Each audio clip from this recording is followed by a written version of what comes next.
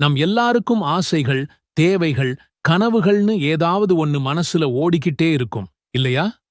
ஒரு நல்ல வேலை, தீராத கடன் பிரச்சினை, பிள்ளைகளோட எதிர்காலம், உடம்புக்கு வந்திருக்கிற நோயில இருந்து ஒரு நிம்மதி.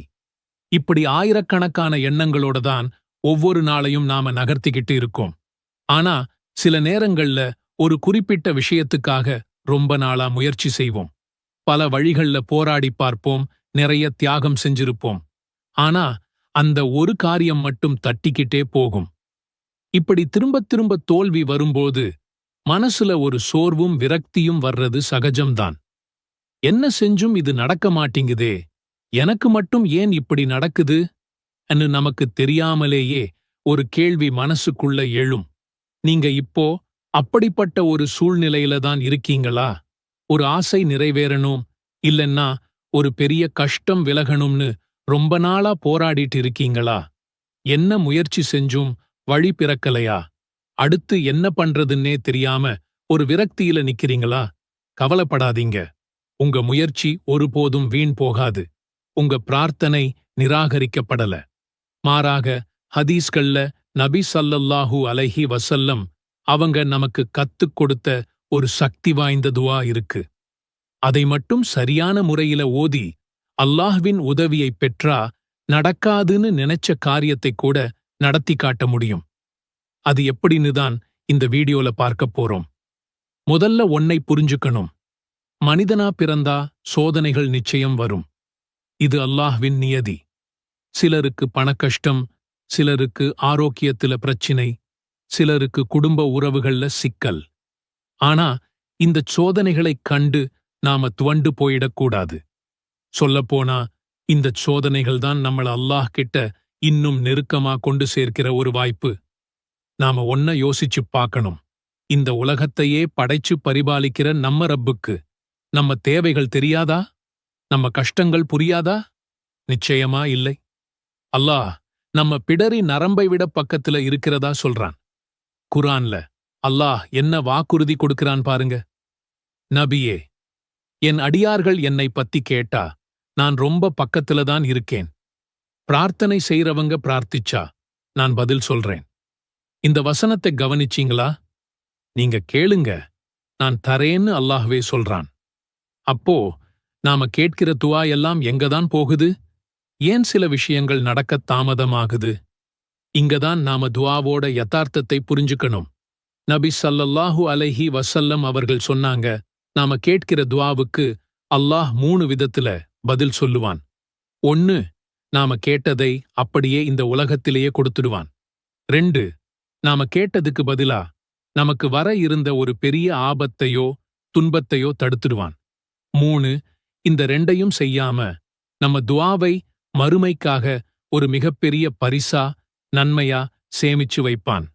மறுமை நாள்ல இந்த உலகத்துல கிடைக்காத நம்ம துஆக்களோட நன்மைகளை பார்க்கும்போது, அடடா, நம்ம எந்த துஆவுமே உலகத்துல கபூலாகாம இருந்திருந்தா நல்லா இருந்திருக்குமேன்னு நாம ஏங்குவோமாம். ஆக உங்க துஆ ஒருபோதும் வீணாகாது. அதோட பலன் ஏதாவது உங்களை வந்து சேருங்கிறதுல உறுதியா இருக்க வேண்டும். இந்த நம்பிக்கையோட உங்க கஷ்டமான காரியத்தை இலகுவாக்க நபி ஸல்லல்லாஹு அலைஹி வஸல்லம் அவங்க கத்துக் கொடுத்த அந்த அற்புத துஆவ பத்தி பார்ப்போம். அல்லாஹும்ம லா சஹ்ல இல்லா மா ஜஅல்தஹு சஹ்லன் வ அன்த தஜ்அலுல் ஹஸ்ன இதா ஷி'த சஹ்லன். யா அல்லாஹ், நீ எதை இலகுவாக்குகிறாயோ அதைத் தவிர வேறு எதுவும் இலகுவானது இல்லை. நீ நாடினால் கவலையை அல்லது கடினமானதை கூட இலகுவானதாக ஆக்கிவிடுவாய். இந்த துஆவோட அர்த்தத்தை கொஞ்சம் யோசிச்சுப் பாருங்க. எவ்வளவு அழகான வார்த்தைகள். இது மூலமா நாம் அல்லாஹ் கிட்ட என்ன சொல்றோம்? யா அல்லாஹ், இந்த உலகத்துல எது நடந்தாலும் அது உன்னாலதான் நடக்குது. ஒரு விஷயம் ஈஸியா இருக்கிறதும் கஷ்டமா இருக்கிறதும் என் கையிலையோ மத்தவங்க கையிலையோ இல்ல.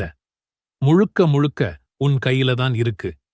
எனக்கு இப்போ இந்த விஷயம் ஒரு பெரிய மலை மாதிரி, தீர்க்கவே முடியாத கவலை மாதிரி ரொம்ப கஷ்டமா இருக்கு. ஆனா யா அல்லாஹ், நீ மட்டும் நினைச்சா இந்த மலை மாதிரி இருக்கிற கவலைய கூட ஒரு கடுகு மாதிரி ஈஸியா ஆக்கிடுவ. உன்னால முடியாதது எதுவுமே இல்ல. அதனால என் இந்த காரியத்தை நீ எனக்கு இலகுவாக்கித்தா நம்மளோட பலவீனத்தை ஒத்துக்கிட்டு அல்லாஹ்வின் அளவற்ற சக்தியிடம் சரணடைகிறோம்.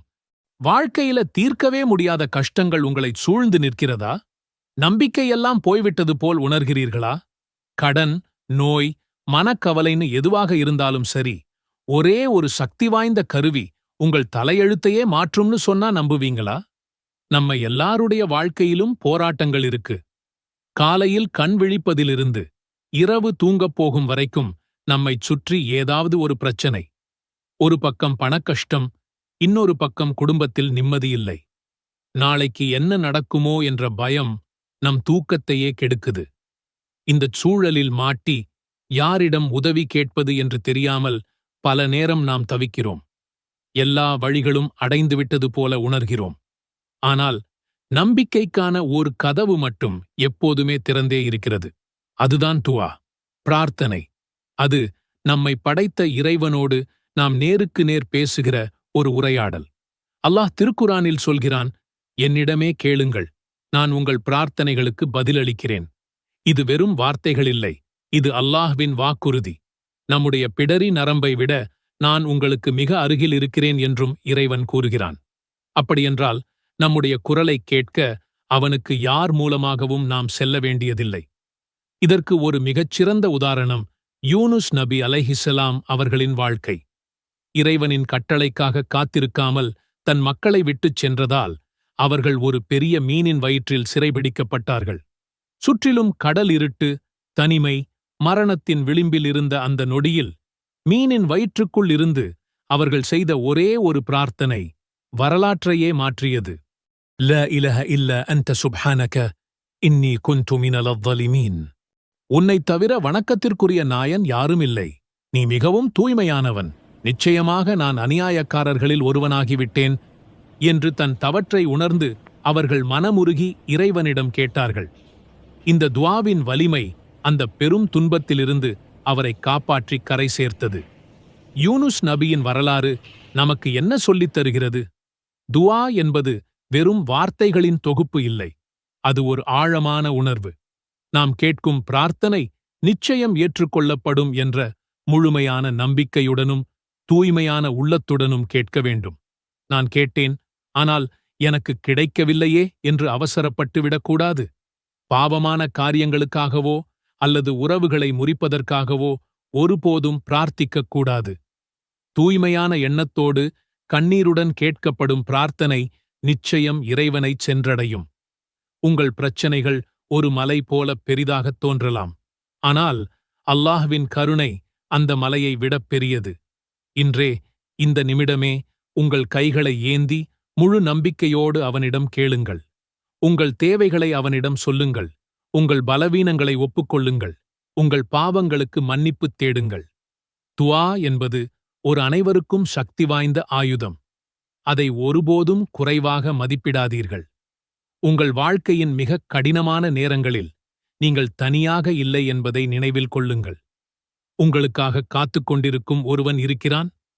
உங்கள் அழைப்பிற்கு பதிலளிக்க அவன் தயாராக இருக்கிறான். மனமுருகிக் கேளுங்கள். உங்கள் வாழ்க்கை மாறுவதை நீங்களே பார்ப்பீர்கள். இன்ஷா அல்லாஹ்.